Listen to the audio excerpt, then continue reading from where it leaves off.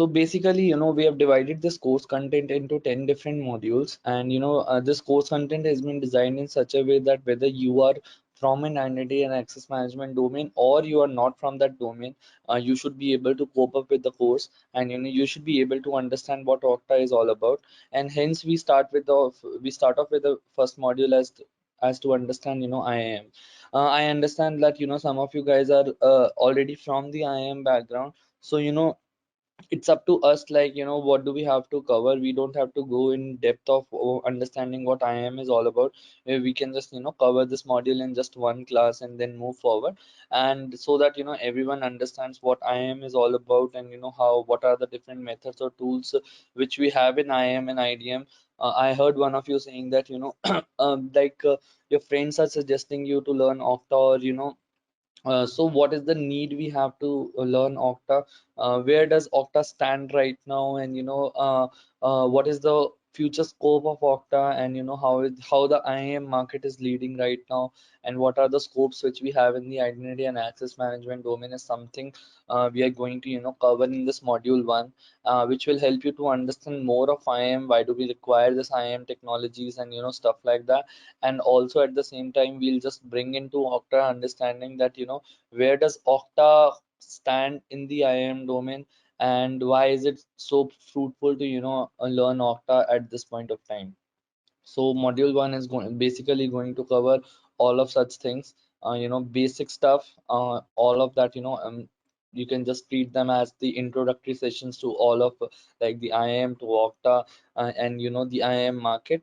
Once we are comfortable with this module one, we'll be moving on to the module two. Since if you guys have already worked with access management, so you would be aware of it, SAML, OIDC, and OAuth protocols. If in case you are not aware of it, and you require some kind of a revision, or if you're not aware of it at all, so then we are going to cover these three modules next. Sorry. So under SAML module, we are basically going to cover the concepts of SAML flow. Like, we have got couple of flows, which is like the IDP initiated flow, SP initiated flows, and basically the components which we have in SAML. Also, we'll do one structure in a demo, like a live application integration in Okta for SAML, and we'll see how we can troubleshoot if in case we get some issue in a SAML application by using SAML tracer tool.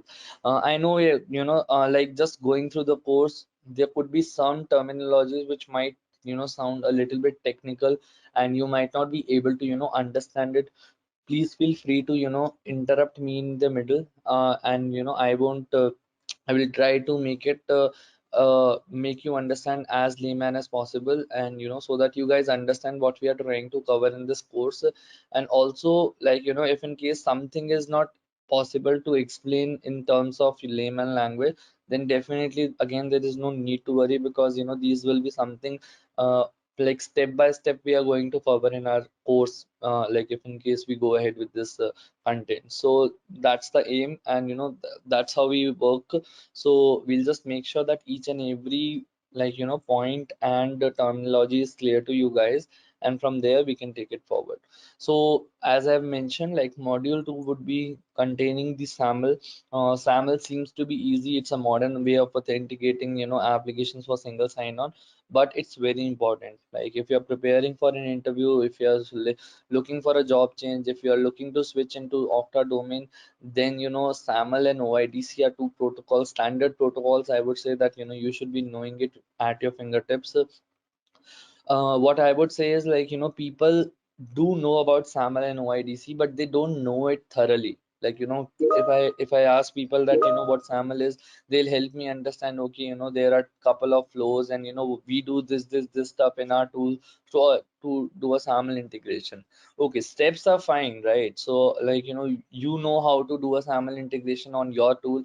That is fine. That is good, but you need to understand the background knowledge of SAML or OIDC also. There are a couple of flows in SAML. There are 5 grant types in OIDC and OAuth. So you need to understand all those flows in order for you to understand that, okay, if in case something is not working, you would be able to understand why is it not working. just in case you know, like, these are the steps which we need to follow in order to do a SAML integration. And tomorrow if something happens by which you don't know, why is it not working, you wouldn't actually know, why is it not working. You wouldn't be a good troubleshooter. You can just, integrate and you'll be gone. If someday people come and ask you, like, my SAML integration is not working or my OIDC integration is not working, at that point of time you might not have an answer, and which doesn't look good, being an Okta developer. So we need to make sure that you understand SAML, OIDC, OAuth2, these three protocols very well. In the process, we'll see what all different types of flows we have in SAML, what all different types of grant types we have in OIDC. We'll use practical examples to understand how SAML works. We'll use practical examples to understand how OIDC works, and then we'll see live integrations on our Okta environment to see that how we can achieve a SAML integration, how we can achieve an OIDC integration. So basically next three modules we are going to talk mostly on the, this is like the crux of access management, because when we talk about access management we are talking about single sign-on, multi-factor authentication, but primarily we are talking, all of us are talking about single sign-on or application onboarding. So module 2, 3, 4 would actually deal with that. Like it will help us to understand the different single sign-on protocols, and once we understand these protocols we are going to have demo session, I mean live practical sessions, wherein I'll be performing on my system and you guys would be performing at the same time on your system. And that way we learn, and if in case you guys gets any doubts or queries, then and there on the meeting we'll just try to solve each and every one of them. So like looking at module 2, 3, 4, they are pretty much the same. Like we'll start off with the overview, then the different types of flows we have for SAML or OAuth or OIDC, then what are the components which we have for each of these protocols, and then finally a demo to conclude these modules. Then we'll have a module 5 wherein we are going to talk about the administrative UI.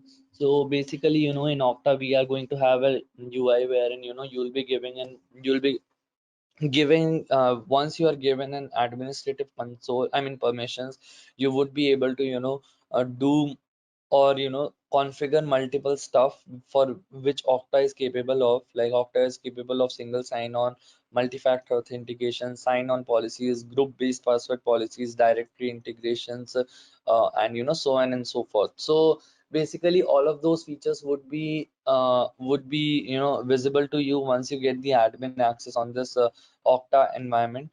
And like there are multiple access, like there are multiple levels of admin permissions which can be given to an individual. So if there is a super admin, there is an org admin, there are multiple levels of admin, and each of the admin has a different role. Like a read only admin can only go into the environment and read stuff.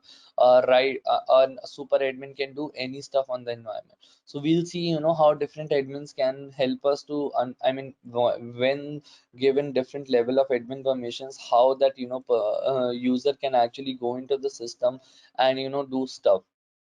And out of which as I mentioned that once the admin permissions are given, you will have the permissions to go in and see the admin console.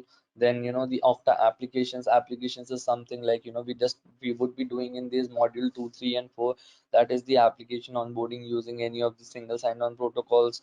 Then Okta users, security, customization, all of the different tabs which we are going to see in Okta. I can just even show you, so maybe you can just get a feel of what Okta is all about. So if I just go into the homepage of this environment, this is my own environment, and once we'll start with the Okta, you guys could have your own environment created. I'll help you set up these environment. So basically like what all different tabs you see over here, like the dashboard, directories, and then customizations, applications, security, workflows, report settings, all of these tabs are going to be covered in our in our training. And every each and every tab within these like sub tabs what we have on the main headings, we are going to view that in detail. Like what do we have in people groups, profile editors, directory integration. Same goes with applications and securities. So we are going to understand each and everything in depth, so that you guys understand what Okta is all about, and what Okta is capable of. So before I move on to the module 6, any doubts or suggestions you have for the first half of the course, or anything you would like to contribute, saying that which you want it to be, you want that something should be different or something should be added, or something should be focused upon in these 5 modules. Any suggestions or anything? No, no, maybe only these five only. Is there extra in other things is there for training? Sorry? Only for these five modules only going to process the training. Maybe any other topics is there. No, no, we have 10 modules. I've just discussed about 5 modules right now. Okay, So okay, this okay. is like, yeah, divided. Why ask, right? Maybe some people said like go for service of integration and sales for integration also in Okta. That's why I ask you. Okay. Okay, so see, any integration, application integration, if we talk about, no, we are going to do that Salesforce integration, which will be a SAML and a secure web authentication integration. So that will be a live integration, which we'll be doing under this module, module 2. So that will be covered. Yeah. Okay. Okay. Okay. Okay. Yeah. Actually, when I see some other topics, they mention like Salesforce and service no examples they given actually like Mhm. integration process. That's why I ask. Okay, Okay. Thank that's fine. Yeah. Actually, I'll tell you the reason why we haven't mentioned the examples is because, like, see, we do not have the admin permissions for any of the applications apart from Okta. Even this is our own environment, which I'm showing you here. So we do not have admin permissions for these environments. I mean, for our Okta environment, like I am a super admin on this, so I can do anything on my Okta environment. But when we talk about different like applications like ServiceNow or a Salesforce, I do not have any account created on these applications wherein I have got admin permissions. I can just go ahead to Salesforce and create a dummy or a trial account. That's fine. But for me to have an admin account on Salesforce, I need to have a license for it. So we do not have license. So that's why I we don't write examples like Salesforce or ServiceNow integration. But like we can definitely have dummy integrations being done by with these applications like PagerDuty, Salesforce, ServiceNow. So whatever we can cover, we'll do those things in our class. Okay. So anything else, like anything else you would like to suggest in these 5 modules before we move on to the next 5 modules? you. Okay, you can move on actually. Okay, so next, we are going to talk about the Okta integration network. This is like, a very strong cloud, or the cloud of applications which Okta has come up with. We'll try to understand this integration umbrella of Okta, and the different services which are being provided by Okta under this OIN network. So basically, just to give you an overview of what OIN is, like Okta has actually built its own set of connectors, So there are standard connectors and then there are custom connectors. So standard connectors are with those applications like, big applications which everyone is aware of. We just mentioned about 2 applications, that is ServiceNow and Salesforce.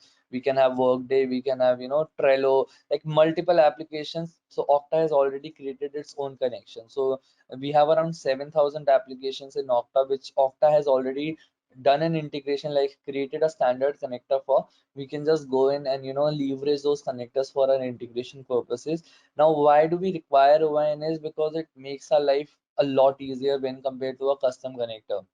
The reason being, it helps you to give the provisioning stuff. It helps you to allow, because there are already a set of APIs which are being created by Okta in order to connect with these applications. So when there is already a connector available, we don't have to uh, do stuff by our own, or like we do not have to do those manual stuff in order to reach to the application or talk to the application. And hence, this OIN is a very strong network of Okta, wherein you'll find most of the standard integration, any standard application you can think of. I'm 100% sure we'll have that application there in Okta. So it's a very useful set of network which we should understand. And it helps us to because the Okta is more of like an access management tool when compared to identity management, right? So if you guys are from the identity management background, over there we have access certifications, we have rules, we have segregation of duties, we have maybe identity work life cycle. So over here in Okta, like life sorry, life cycle of a user can be done in some way, like, but apart from that, like access certifications or stuff is something we cannot achieve in Okta.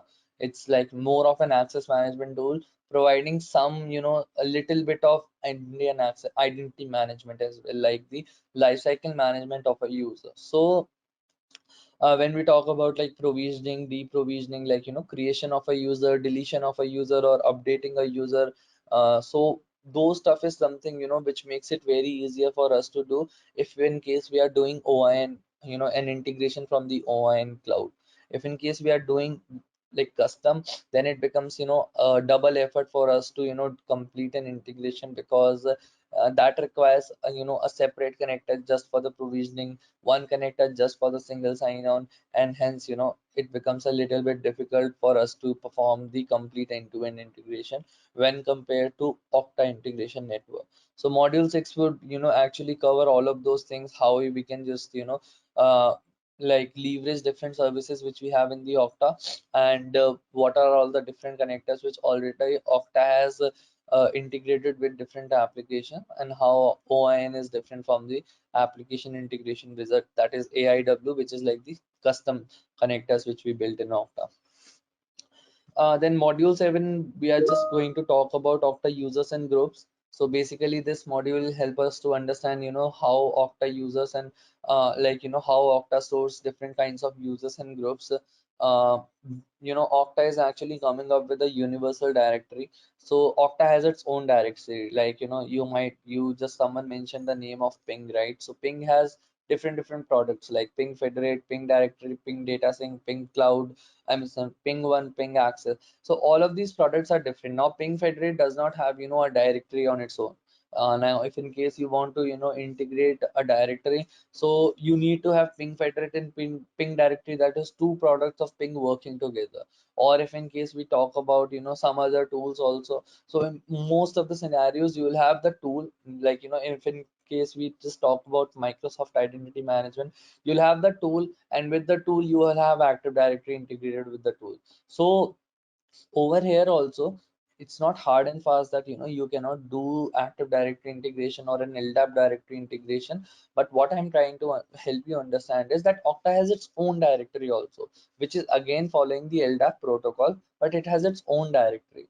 So, now the good part of it is like Okta can act as a source of truth, right? So because what is a directory? Directory is like, if we talk about an Active Directory or an LDAP directory, these directories are going to be acting as a source of truth for some other environment, right? So like if you're working with Active Directory is integrated with something, right? It becomes the source of the truth, because all your organizational user data is present in that Active Directory. So it is your source of truth, and you are integrating that Active Directory with some other tool in order to provide data to them. It could be from the HRMS system, or it could be with, your other identity and access management tool which you're already working on. So with Okta, the good feature is that, you can integrate different directories, and then all of that data can come into Okta and sit in the Okta's universal directory. Now Okta as a whole can be compared, can be considered as a source of truth. So what happens is like, let's consider you have different marketplaces, like, there is one India region, there is one maybe China region, there is one, maybe Southeast Asia, Japan. You'll have different Active Directories integrated for all of them, I mean created for all of them. And now you want to, just have a single source of truth.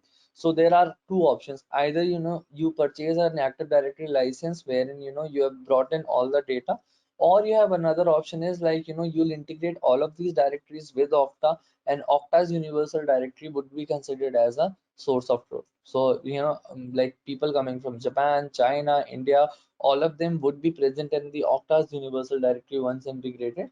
And then that universal directory can be considered as, the source of truth for any of the applications going forward.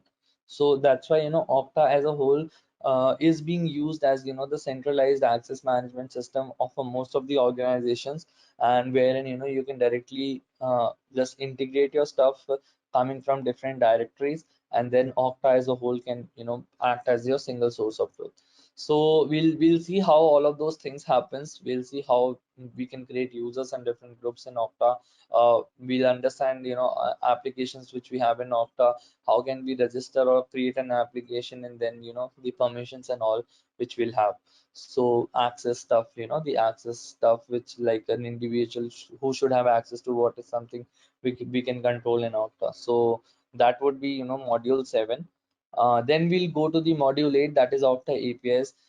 Any cloud-based tool in the identity and access management, they have a strong dependency on APIs. So Okta is again, a cloud-based tool.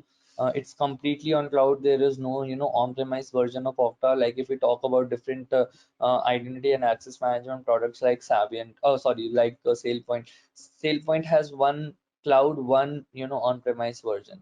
Even Ping has, cloud and on-premise products. NetIQ has cloud and on-premise products. So there are different IAM tools which has both, on-premise and cloud products. But with Okta, we just have cloud. It's completely on cloud, hosted on AWS servers.